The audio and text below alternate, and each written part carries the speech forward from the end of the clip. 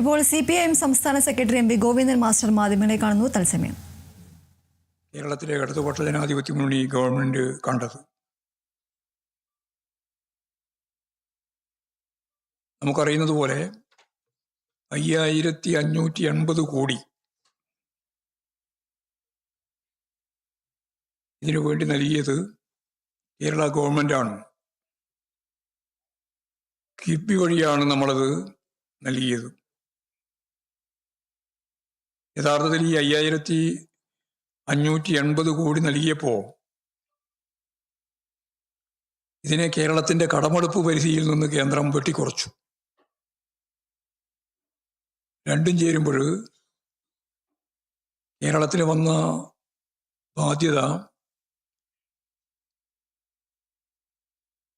11,160 കോടി റുപ്യയാണ്. സത്യം പറഞ്ഞാൽ ഇതാണ് കേരളം ഏറ്റെടുക്കേണ്ടി വന്ന ഏറ്റവും പ്രധാനപ്പെട്ട ഉത്തരവാദിത്വം.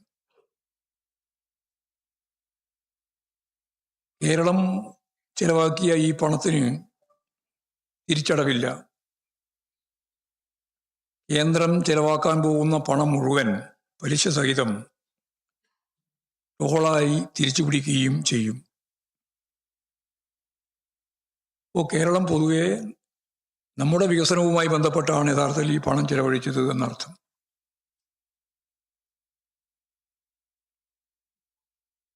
നാഷണൽ ഹൈവേ ഭൂമി ഏറ്റെടുക്കുന്നതുമായി ബന്ധപ്പെട്ട് വലിയ സമരമാണ് UDFും BJPയും നടത്തിയത്. അതിനെതിരായിട്ട് കണ്ണൂരിലെ തളിപ്പറമ്പിൽ കീഴാറ്റൂരിൽ കോൺഗ്രസും BJPയും നയിച്ച സമരം KPCC മുൻ അധ്യക്ഷൻ VM സുധീരനും BJP നേതാവ് PK കൃഷ്ണദാസും അന്ന് കേരള കോൺഗ്രസ് നേതാവായിരുന്ന PC ജോർജും BJP നേതാവ് ഇന്നത്തെ മന്ത്രിയുമായ സുരേഷ് ഗോപിയും അവരാണ് ബൈപ്പാസ് വിരുദ്ധ സമരം നയിച്ചത്. നന്ദിഗ്രാമിലെ മണ്ണ് കീഴാറ്റൂരിലിട്ട് അവര് ഹൈവേ വിരുദ്ധ സമരത്തിന് ആക്കം കൂട്ടാൻ ശ്രമിച്ചു. എന്നാൽ ഇതിനെയെല്ലാം ഫലപ്രദമായി പ്രതിരോധിച്ചുകൊണ്ടാണ് ഇന്ന് ഉദ്ഘാടനം ചെയ്യാൻ പോകുന്ന നാഷണൽ ഹൈവേയുടെ 2 റീച്ചുകൾ ഉൾപ്പെടെ മുഴുവൻ റീച്ചും നിർമ്മിക്കാൻ നമുക്ക് സാധിച്ചത്.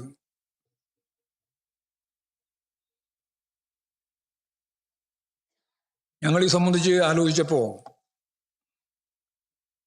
നാഷണൽ ഹൈവേ 66 ഇതിന്റെ ഉദ്ഘാടന പരിപാടിയിൽ കേരള ഗവൺമെന്റിന് വേണ്ടി നാഷണൽ ഹൈവേ അതോറിറ്റിയുമായിട്ട് ഒപ്പിട്ട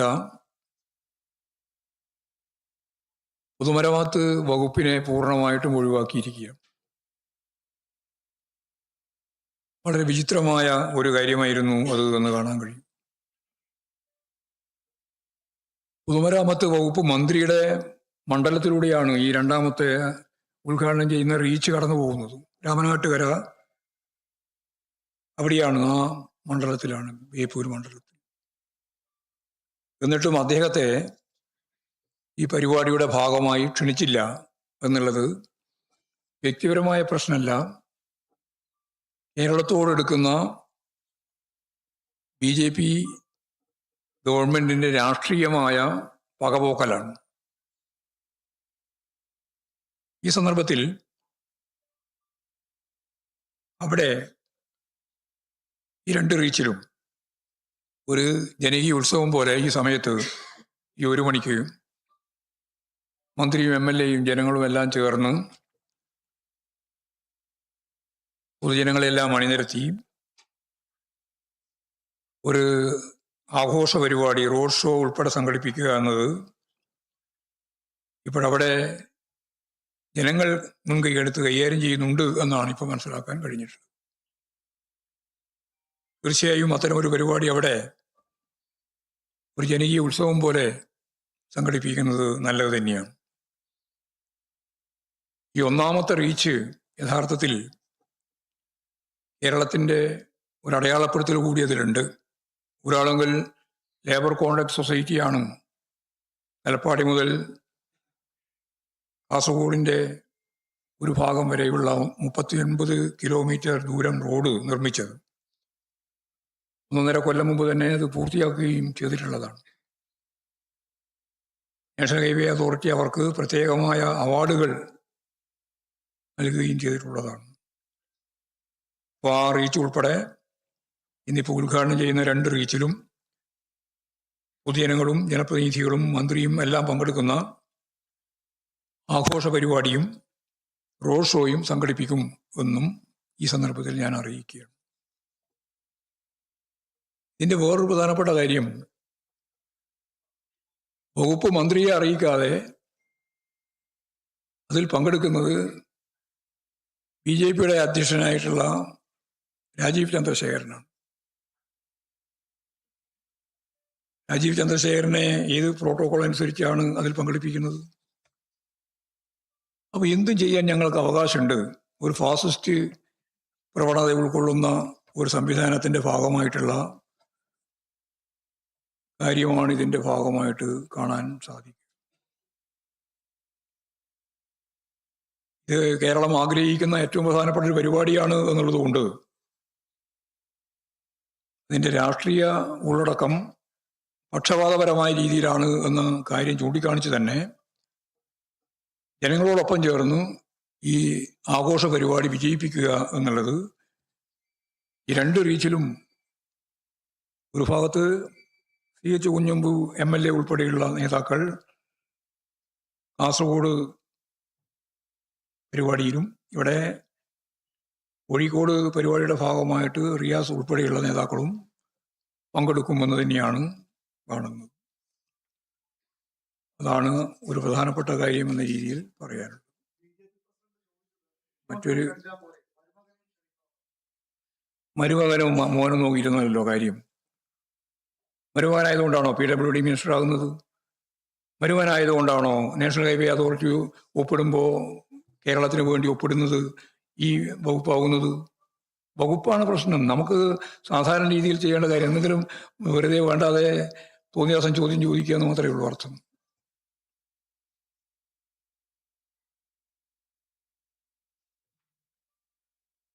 വളരെ പ്രധാനപ്പെട്ട 2ാമത്തെ പ്രശ്നം, പാചകവാത വിതരണം രാജ്യത്താകെ വലിയ പ്രതിസന്ധിയിലായിരിക്കുന്നു എന്നുള്ളതാണ്.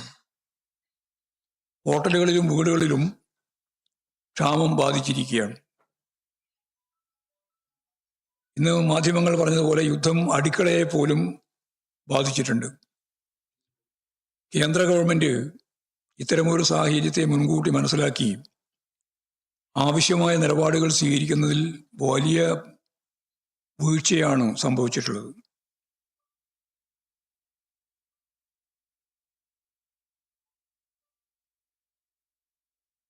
ആ വീഴ്ചയുടെ ഫലമായി അന്താരാഷ്ട്ര ഊർജ ഏജൻസി നിർദ്ദേശിച്ചിട്ടുള്ള 80 ദിവസത്തെ ക്രൂഡ് ഓയിൽ കരുതൽ ശേഖരം ഉറപ്പാക്കുന്നതിൽ കേന്ദ്ര ഗവൺമെൻറ് വലിയ വീഴ്ച വരുത്തിയിരിക്കുന്നു എന്നാണ് ഇപ്പോൾ കാണാൻ സാധിക്കുന്നത്. അല്ലെങ്കിൽ ഇത്ര വേഗം ഈ പ്രതിസന്ധിയിലേക്ക് പോകേണ്ട കാര്യമുണ്ടായിരുന്നില്ല. ഇതിനു പുറമെ പാചകവാതകത്തിൻ്റെ വിലയും കേന്ദ്ര സർക്കാർ തോതിൽ വർദ്ധിപ്പിച്ചിരിക്കുകയാണ്. ഇപ്പോൾ ഗാർഹിക ആവശ്യത്തിനുള്ള പാചകവാതക സിലിണ്ടറുടെ വില 60 രൂപയും വാണിജ്യ ആവശ്യങ്ങൾക്ക് വേണ്ടിയുള്ള സിലിണ്ടറുടെ വില 116 രൂപയുമാണ് കഴിഞ്ഞ ദിവസം വർദ്ധിപ്പിച്ചിട്ടുള്ളത്. ഒരു വശത്ത് പാചകവാതകം കിട്ടാനില്ല, മറുവശത്ത് വലിയ തോതിൽ വിലയും വർദ്ധിപ്പിക്കുക. ജനങ്ങളെ ദ്രോഹിക്കുകയാണ് കേന്ദ്ര സർക്കാർ ഇപ്പോൾ ചെയ്തുകൊണ്ടിരിക്കുന്നത്. കേന്ദ്ര സർക്കാരിൻ്റെ ഈ നിലപാടിനെതിരെ ശക്തിയായ പ്രതിഷേധം ഉയർന്നു വരണം എന്ന് തന്നെയാണ് CPIM ജനങ്ങളോട് അഭ്യർത്ഥിക്കുന്നതിന്. ഇതിനെതിരായിട്ടുള്ള ശക്തമത്തായ പ്രക്ഷോഭത്തിന് ഇടതുപക്ഷ ജനാധിപത്യ മുന്നണി മുൻകൈയെടുക്കും എന്നുകൂടി ഈ സന്ദർഭത്തിൽ ഞാൻ പറയുകയാണ്. ഇത്രയും കാര്യങ്ങളാണ് പ്രധാനമായിട്ട് പറയാനുള്ളത്.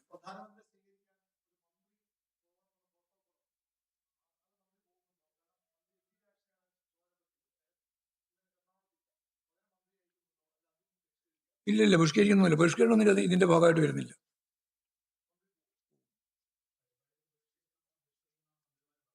ഇത്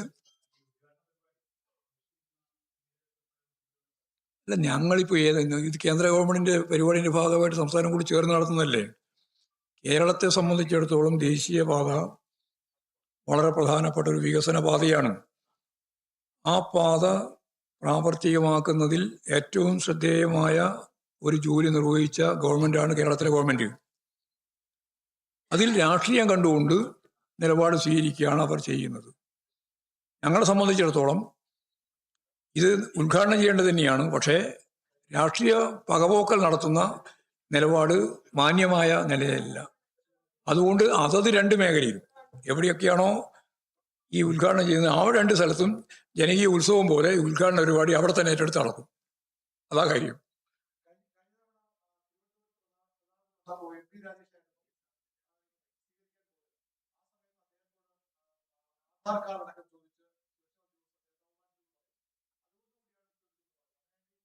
ഇല്ല, ഇപ്രായം പ്രോട്ടോകോൾ അനുസരിച്ചുള്ള കാര്യങ്ങളൊക്കെ നിർവഹിക്കപ്പെടുക തന്നെ ചെയ്യും. അത്രയേ ഉള്ളൂ അതിൻ്റെ കാര്യം.